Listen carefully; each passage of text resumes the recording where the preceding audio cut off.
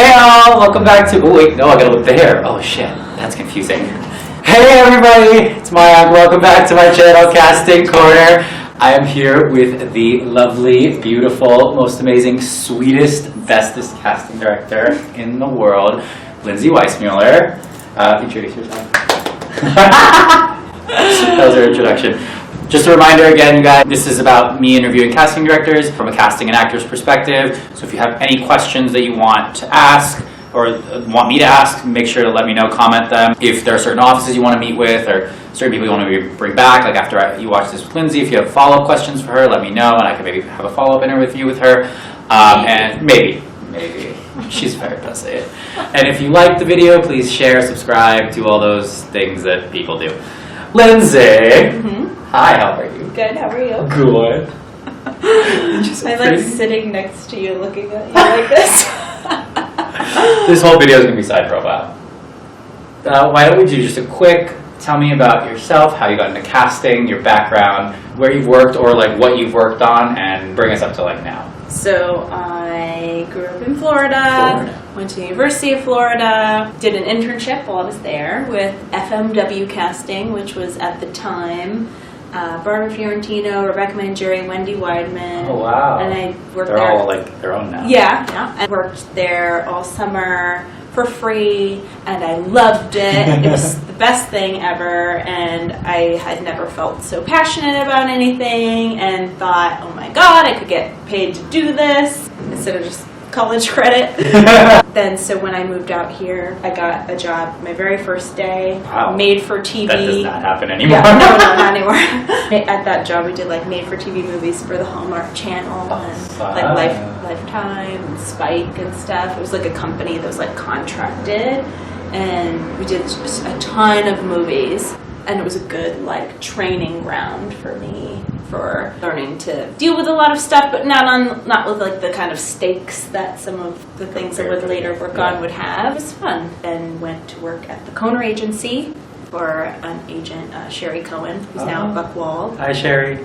Love her and had a great experience. The view of the other side of the coin, how things work at an agency, when an offer comes in from casting, what it looks like from the other side, or an appointment, what it looks like from the other side, and I still, to this day, can like play in my head, okay, what's going on the other side of the phone, or what's going on the other side of the computer. Really useful for me to have that. And I worked at a few different offices. I worked for John Papsadera, Nancy Nair, where we met. And worked together for a long time. Yes, a long time. I have been on my own for 4 years. Over 4 years. It'll be 5 years. And it's she's been great. Crushing it.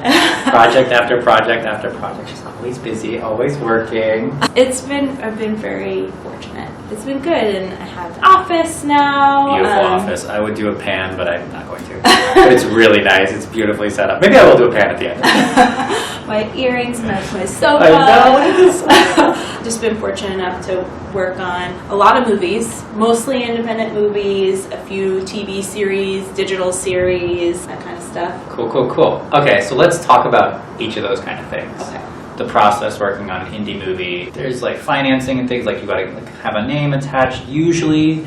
You know, maybe the bigger roles you're like offering and then the smaller roles you read, or like talk about the indie movie process. Okay, so it's gonna be different on every feature. I kind of work within the $1 to $5 million budget range. Sometimes more, sometimes less. But I'll kind of speak to that range because I feel like That's your niche. Yeah. So usually a script will come to me without anybody attached, and we will have the goal of attaching some kind of name to at least the lead, sometimes all the way down to like mid-size supporting characters, like, cameos, that kind of thing. I might release a breakdown for the leads, I might not, if we already kind of have a list and we're working off of that and know who we want to go to. So I'm working off of lists, talking to agents and managers, kind of engaging the town on those bigger roles where we need a little bit of cachet, we need somebody to bring some value to the table. What signifies like value for a person?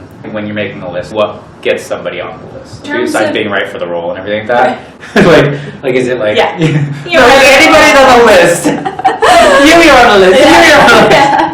You have value. Everybody has intrinsic value. Yes, they do. Yes. It is weird to talk about human beings in that. Yeah. I just think about if a producer or director asks me, who is this person, or what do they bring to the table in terms of value, I run that conversation through my own head. How would I pitch this person? What have they done that the producer or director might be able to see if they're not already familiar? Ideally, they're already familiar with the person, but not all the time, because there's so many good actors doing so many things in so many different categories, like social media influencers, indie film darlings who are just at every single festival, or people who are on a lot of TV and have a niche following, or just movie stars. So you're thinking about what each individual actor can bring to the table, what kind of following they bring to the table, and not just following. You might have somebody who has a little bit less of a following, but their trajectory looks a certain way, and that might be more valuable to your producers who are trying to catch some wave that an actor is on or something like that. That might mean more to them than somebody who has a little bit more of a following, but who hasn't done anything really innovative in a while. So it just depends on the priorities of the team that you're working with, and part of my job is to kind of read that and understand what the needs are for the producer or the director and fulfill that in different ways for different people. Does that answer your question? For the rest of the roles. For the rest of the roles that are not namey or like Or not just going to be a straight offer. Yeah. I'll usually release a breakdown. I will probably bring in a mix of people. I'll usually be auditioning those roles, or I might cast off of reels. So if there are enough people that I think would be interested at a certain level that have the kind of experience to have a reel that would get them the role, instead of sending 10 auditions to the producer or director, I might send 10 reels, because perhaps these people would consider the role if offered, but wouldn't necessarily come in to read because the money isn't what they want it to be, or they're not in town or on a series or something like that. So we might be able to get a really experienced actor that way, whereas if I read the role, it might eliminate some of those options. So I might send reels to a director or a producer. And then of course I might read roles. I read roles for every project that I do, sometimes more, sometimes less. I'll release a breakdown and I'll bring in a mixture of people that I have read before and know would be right for the role, and just new people that have been submitted by their agents or managers, and get to know those people, and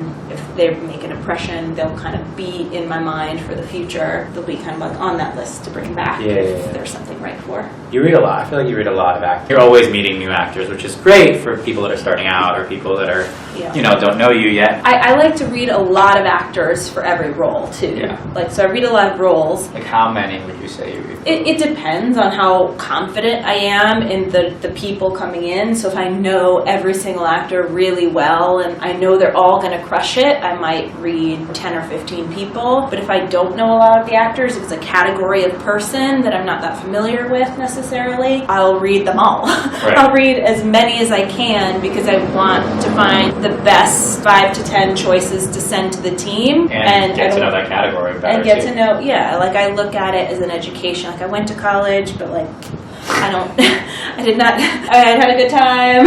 I met my husband there, but I didn't learn anything I need to learn for this career in college. So it's my education, my continuing education, which you'll never be finished, because there's always new actors entering the scene, especially with young people, which I tend to cast a lot of. Of young people? Yeah, not exclusively, but yeah. And I will say, when there's a young lead, there's a little more flexibility. There's not always such a mandate to cast a huge star when the lead is a young person, because not a lot of people who can play 18 have so many credits. So it's more about finding that person that you really feel like has that trajectory, has that potential, has a lot of things brewing, interesting, and bringing something personal to their performances.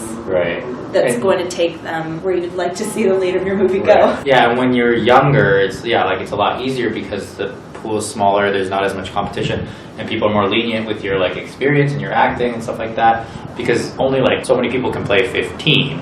But a lot of people can play mid-20s, right? And they might have more experience. So you really want to pursue this, if you're really gung-ho on this, you should start when you're young. If you can. Or don't go to college. I don't want to be discouraging to people who aren't 15. Right. Because that's not obviously anything you can control. I just think if you're a young actor and you really want to give this career a shot and you want to kind of get that jump start, that advantage, and make the most of those years where you can, a lot of leads in indie films are young people. Right. A lot of indie films are geared at, or the target audience is young people, so the leads of those movies are young people. And so if you really want to do this career, you're like a teenager, you're graduating high school, my recommendation would be to, if you have to go to college, to go in LA, where Right. you could be auditioning and developing that skill and meeting people and networking from that early age, because you kind of lose some of those years, those really precious years, by not being here. Right. I mean, some people are off at Juilliard developing skills that will last them a lifetime, and that has incredible value as well. But just for the person who just like wants to give it a try, I would recommend trying to find something. If you want to go to school, find something local, Right. so that you can be having that experience and getting your feet wet at the same time. So, like, when you say, great, thank you, or like, good job, that was great, what does that really mean? Well, it can mean anything, really. It can mean, okay, we've seen what we needed to see.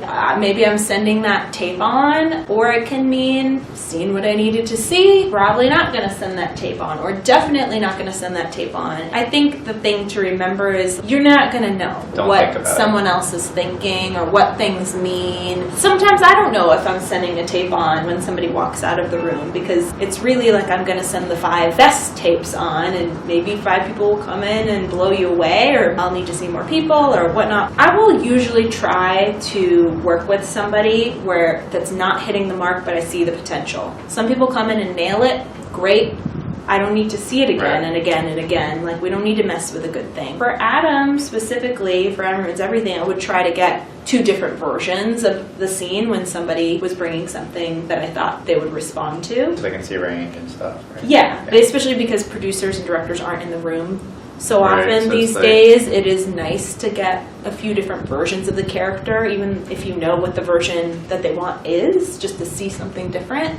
It can mean anything. Great thank you is pretty much exactly what I say at the end of every audition, whether I loved it or hated it. But I will say if something really touches me, if something really blows me away, I try to tell the actor, because I think they should know if they did something remarkable. And not everything has to be remarkable. Right. But I might say, you're a really good actor, or even, and that doesn't mean you're getting the role. Maybe you're a really good actor and totally wrong for the role. That's good to know. I will try to give as much positive feedback. If something comes into my head that's positive, I try to make sure it comes out of my mouth, because why not? Right. But conversely, you wouldn't be like, that was really bad. No, I wouldn't say that to an actor in the room. I'm not their coach. I'm not their acting teacher or anything like that. It's not my job to give an actor feedback if it's not to the benefit of the production. I'm working for the production, and my job is to find actors for them, and my resource of time needs to go towards reading actors who are right for the role. And if somebody comes in and they're not prepared, or they're just not right for the role, or they haven't been in classes, they haven't been perfecting their craft, or they don't look like they can play the age of the character, it's not my job to give that kind of feedback. I will give that feedback potentially if their agent calls me asking for feedback. But I see that as a favor that I'm doing for the agent or manager that wants to call and follow up for feedback specifically. It would just take too long to give every person that's that like kind of that feedback. would just be a full-time job. That's like a person, you have to hire somebody to just do all that. With like the smaller roles that you can read, well, that are newer, starting out, or people that are probably watching this. So what makes somebody stand out for you, like in their headshots? Do you look at their reel? Do you look at their resume, or is it like a certain order, like reel, headshot first? If you like headshot, then you look at their thing, or you just headshot, like, okay, let's call them in, I'll give them a chance. Like, what's your process for the breakdowns? So it depends on the size of the role. If it's a big role, then I'm kind of looking at the full picture, because I want somebody with enough experience to trust to carry a certain load on the movie. Most of the time when I'm just skimming through breakdowns and there's lots of submissions, these are roles that are very small. I am of the mindset that most actors that are serious about their craft and working hard and in classes and working on getting better can be great at a small role, can do really well and bring something to the table. So I'm really looking at the look and filling out the cast in a way that reflects the real world, or maybe balances out the cast that we already have,